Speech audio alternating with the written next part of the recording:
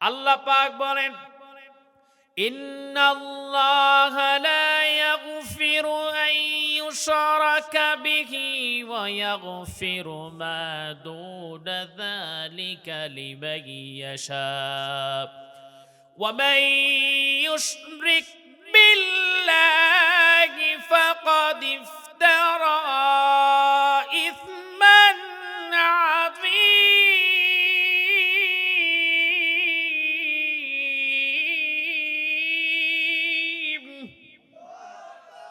আল্লাহ পাক বলেন, ইন্নাল্লাহা লা ইয়াগফিরু আন ইউশরাকা বিহি, আল্লাহ পাক শিরককারীকে ক্ষমা করেন না। ওয়া ইয়াগফিরু মা দুনা যালিকা লিমান ইয়াশা,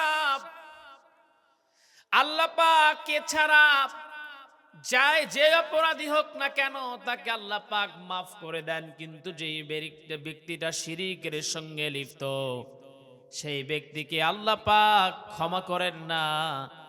আমার ভাইরা, আমার বন্ধুগণ, একটু মনোযোগ দিয়ে শোনেন। তার মানে আল্লাহ পাক, আল্লাহর নবী বোঝালেন, যেই ব্যক্তি, দুইজন ব্যক্তি এই রাত্রিতে 1 নাম্বার শিরিক করবে, 2 নাম্বার যে শিরিকের সঙ্গে লিপ্ত, 2 নাম্বার যার মধ্যে হিংসা রয়ে গেছে, এই দুইজন মানুষকে আল্লাহ পাক মাফ করবেন না।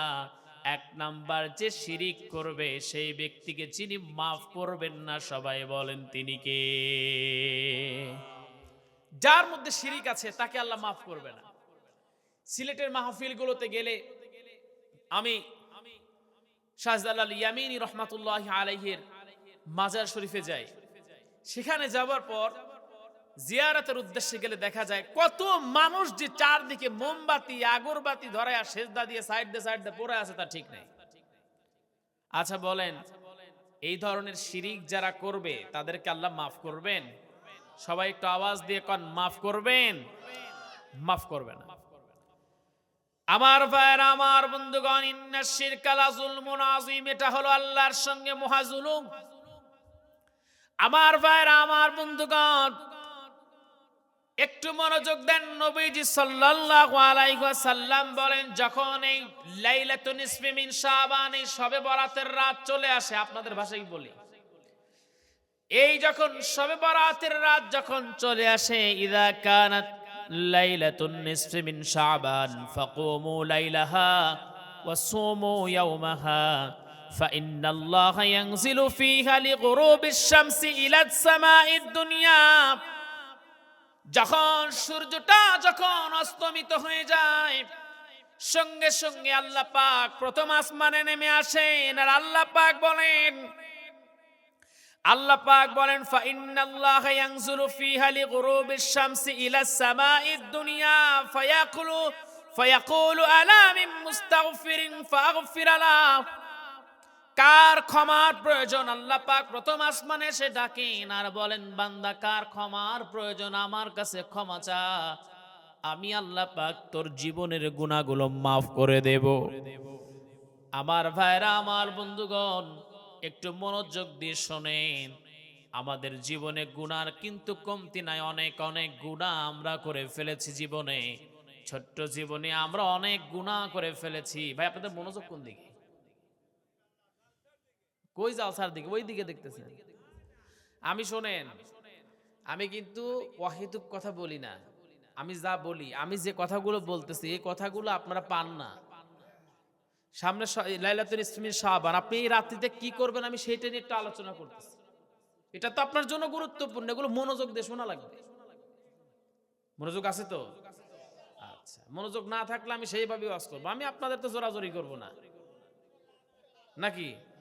আপনারা শুনলে শুনবেন, না শুনলে নাই। আমি বকনেওয়ালা বলে যাবো, আপনারা শুনলেওয়ালা শুনে যাবেন, তারপরে যা আছে। তার মানে এই রাত্রিতে আল্লাহ পাক প্রথম আসমানে নেমে আসেন আর ডেকে বলেন, কার ক্ষমার প্রয়োজন? আমার কাছে ক্ষমা চাও, আমি তারে ক্ষমা করে দেব। এরপর আল্লাহ পাক বলেন, আলা মুস্তারজিকুন ফাআরযুকাহুম, কার রিজিকের প্রয়োজন, কার জীবিকার প্রয়োজন? আমার কাছে চাও, আমি তোর রিজিক দিয়ে দেব। আমার ভাইরা, আমার বন্ধুগণ, 1 নাম্বার যে কথাটা আল্লাহ পাক আল্লাহর নবী জানালেন, সেটা হলো আল্লাহর নবী বলেন যে ওই ব্যক্তিটাকে আল্লাহ পাক ডেকে বলেন, কার ক্ষমার প্রয়োজন আমার কাছে ক্ষমা চাও, আমি তোমাকে ক্ষমা করে দেব। এক নাম্বার ক্ষমার কথা কেন আল্লাহ পাক বললেন, তার মানে হলো বান্দা জীবনে গুনাহ করে বেশি, আর এই গুনার জন্য লজ্জিত হয়ে যখন আল্লাহর কাছে মাফ চাইবে এই রাত্রি, অন্য অন্য দিনেও যদি মাফ চায় আল্লাহ পাক মাফ করে দিবেন। কিন্তু এই রাত্রিতে আল্লাহ পাক নিজে বান্দাদেরকে ডাকেন, বান্দারাও যদি ক্ষমার জন্য যদি আল্লাহর দিকে অগ্রসর হয়ে যায়, আল্লাহ পাক বলেন, আল্লাহর নবী জানিয়ে দিয়েছেন, আল্লাহ পাক নিজ দায়িত্বে তারে মাফ করে দিবেন। আমার ভাইরা, আমার বন্ধুগণ, এটা গুরুত্বপূর্ণ একটা রাত। নবীজি সাল্লাল্লাহু আলাইহি ওয়াসাল্লাম তিনি জানিয়ে দিয়েছেন,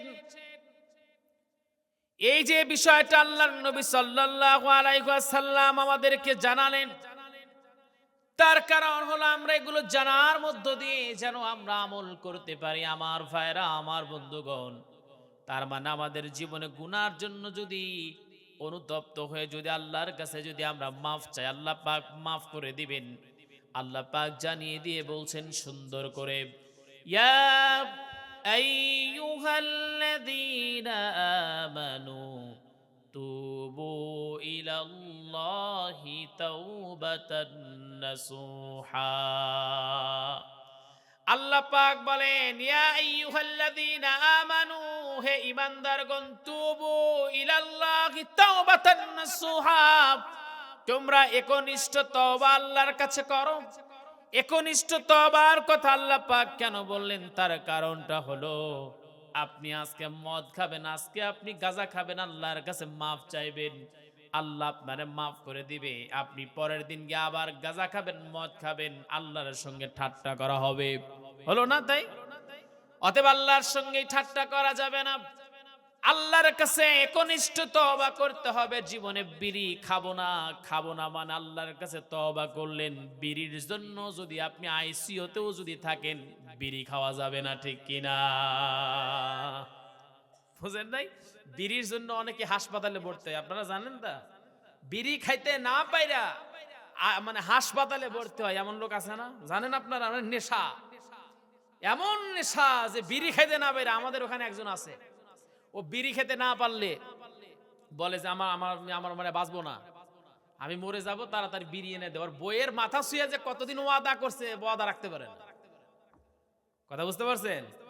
আচ্ছা, এই যে যারা গাঁজা খায়, মদ খায়, এই সকল ব্যক্তিগুলো এরাও কিন্তু তওবা করে, কোন সময় বইয়ের কাছে, কোন সময় বাবা মায়ের কাছে, কিন্তু মাফ মানে তাদের কাছে অঙ্গীকারবদ্ধ হয়, কিন্তু পরবর্তীতে যখন নেশা যখন চাপে তখন আর এগুলো রাখতে পারে না। ঠিক আমার এই যুব সমাজ, আমার এই যুবক ভাইরা এই মাহফিলের অ্যারেঞ্জ করেছেন।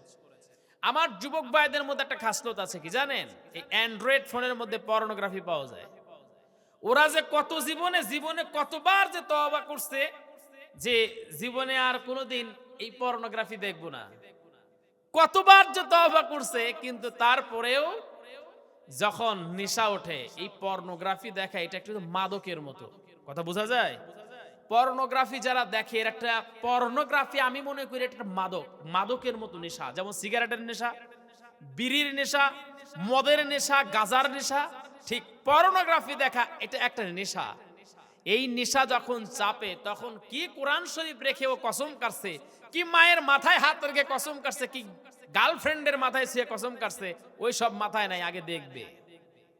কথা বোঝা যায়?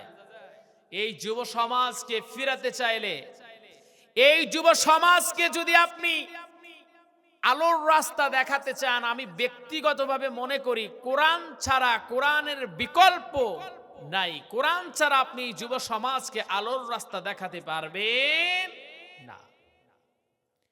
আমার ভাইরা, আমার বন্ধুগণ, কোরআন একটা নেশা। এই নেশার মধ্যে যারা পড়ে গেছে তারা তো জীবনে সাফল্য মণ্ডিত হয়ে গেছে। কোরআনের নেশার মধ্যে যারা পড়ে গেছে তারা তো জীবনে সাফল্য মণ্ডিত হয়ে গেছে।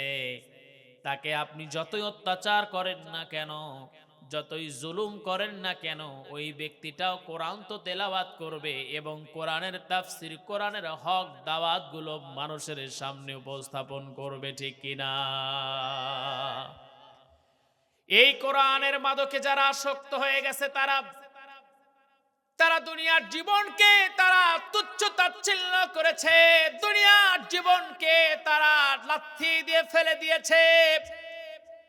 যেমন আমার মধ্যে কোরআন থেকে তাফসীর করার নেশা, যেমন করে বাংলাদেশের বড় বড় উলামায়ে কেরামদের মধ্যে কোরআন থেকে কথা বলার নেশা, তাদের যতই মাহফিলে বাধা দেওয়া হোক না কেন, তাদের যতই অত্যাচার করা হোক না কেন, তারা কোরআন থেকে হক কথাগুলো তারা বলেছে। কাফেরদের টার্গেটটাও এমনই ছিল। কাফেররা বলেছিল, ইউরিদুনা লিইউতফিউ নূরাল্লাহি বিআফওয়াহিহিম ওয়াল্লাহু মুতিম্মু নূরিহি ওয়ালাউ কারিহাল কাফিরুন।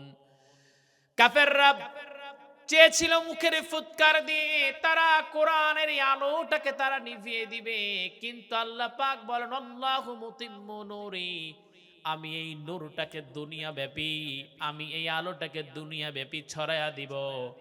আমার ভাইরা, আমার বন্ধুগণ, দেখবেন যারা কোরআনের হক কথা বলতে যাবার পর যখন তাদের অত্যাচার করা হয়েছে, জুলুম করা হয়েছে, এই সকল ব্যক্তিগুলোকে যদি জেলের মধ্যে বন্দী করা পর্যন্ত করা হয়েছে, কিন্তু এই ব্যক্তিগুলো জেলের মধ্যেও বসে থাকে নাই, ঠিক কিনা? আমার ভাইরা, আমার বন্ধুগণ, আল্লামা দেলাওয়ার হোসেন সাঈদী রাহমাতুল্লাহি আলাইহি কোরআনের তাফসীর করা তার ছিল নেশা। তার এই নেশাকে এমন ভাবে শত্রুরা এটাকে এতটা গুরুত্বপূর্ণ ভাবে নিল, তার কারণ হলো তার তাফসীর শুনে মানুষ আজকে দিনের পথে ফিরছে, মানুষ আজকে কিয়ামতে দিনের দিকে ফিরছে। এই জন্য অতঃপর তাকে অফার পর্যন্ত করা হয়েছিল যে সব বাদ দিয়ে দেন, তাফসীর করা বাদ দিয়ে দলের মধ্যে ঢুকে পড়েন, কিয়ামতের দিনের পক্ষে কথা বন্ধ করে দেন, আপনি শুধু আমাদের দলের মধ্যে চলে আসেন, যত বড় চেয়ার লাগে আপনাকে দেব। আল্লাহর গোলাম এমন ভাবে নেশায় আসক্ত হয়ে গিয়েছিলেন, এই নেশায়, কোরআনের নেশায় আসক্ত তিনি হয়েছিলেন। আল্লাহর গোলাম তিনি বললেন, প্রয়োজনে জেলটাকে বেছে নিলাম, তোদের কাছে মাথা নত করলাম না। আমার ভাইরা, আমার বন্ধুগণ, আমি মনে করি আগামীর বাংলাদেশ যদি ইসলামের বাংলাদেশ হয়, আগামীর বাংলাদেশ যদি কোরআনের বাংলাদেশ কোনো একদিন হয়ে যায়, আল্লাহর কসম তার পিছনে যার অবদান থাকবে তিনি অন্য কেউ নন, তিনি হলেন আল্লামা দেলাওয়ার হোসেন সাঈদী রাহমাতুল্লাহি আলাইহি, ঠিক কিনা? অস্বীকার করতে পারবেন কেউ? আমি তো মনে করি ব্যক্তিগতভাবে আল্লামা দেলাওয়ার হোসেন সাঈদী রাহমাতুল্লাহি আলাইহি তার শাহাদাতের মধ্য দিয়ে আল্লাহ পাক এই জালিমদের হাত থেকে, এই ফ্যাসিস্টদের হাত থেকে আল্লাহ পাক আমাদের হেফাজত করেছেন। আমি ব্যক্তিগতভাবে এটা মনে করি। আমার ভাইরা, আমার বন্ধুগণ, আমার ভাইরা, আমার বন্ধুগণ, যেই কথা বলতেছিলাম, এই দিন আল্লাহ পাক যারা তওবা করবে তাদেরকে আল্লাহ পাক মাফ করে দিবেন। ওই দিকে যাব না। আমি আজকে যে আয়াত থেকে তেলাওয়াত করেছিলাম, আপনারা লোক সমাগম কম ছিলেন বলে আলোচনা ওই দিকে ছিলাম। আল্লাহ পাক কোরআনুল কারীমের মধ্যে বলছেন, ওয়ালাউ আন্না আহলাল কুরা আমানু ওয়াত্তাকাউ লাফাতাহনা আলাইহিম বারাকাতিম মিনাস সামাই ওয়াল আরদ ولكن كذبوا فأخذناهم